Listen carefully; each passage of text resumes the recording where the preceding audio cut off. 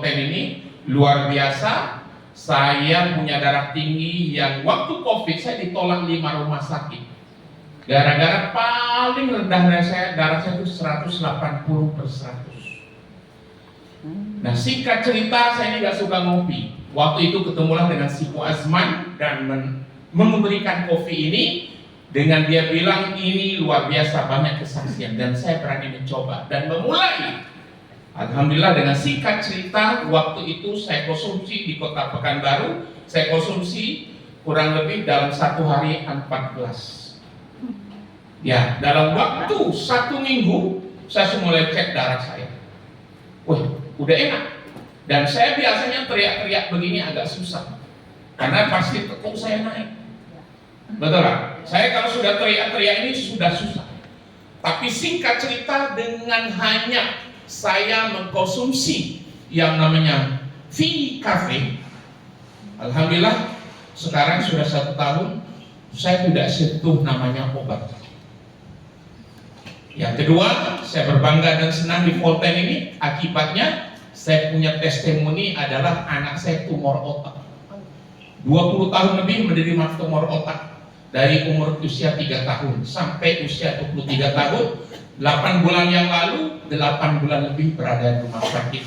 Yang waktu itu tumornya sudah sebesar telur ayam kampung. Sudah di MRI, mesti kata dokter harus dioperasi. Sebab kalau dioperasi, itu hanya 2. Selesai, kalaupun hidup antara ada dan tiada. Dan waktu itu saya tidak mau dioperasi. Karena apa-apa kalau sudah dioperasi, udah pasti ada masalah.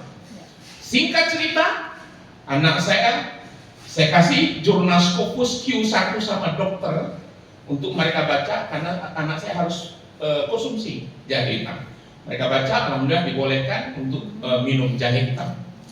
Dan saya konsumsikan 2 saset pagi susu, 2 saset siang, 2 saset sore, 2 saset malam, 8 saset per hari. Alhamdulillah kurang lebih 8 saset per hari. Dengan kondisi anak saya di rumah sakit sudah 8 bulan.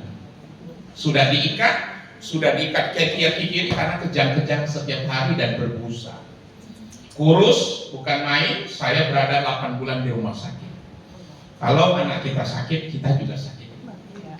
Alhamdulillah, singkat cerita, dengan konsumsi 1,5 bulan ke 2 bulan, dengan konsumsi 2 saset per pagi, siang, malam 8 saset.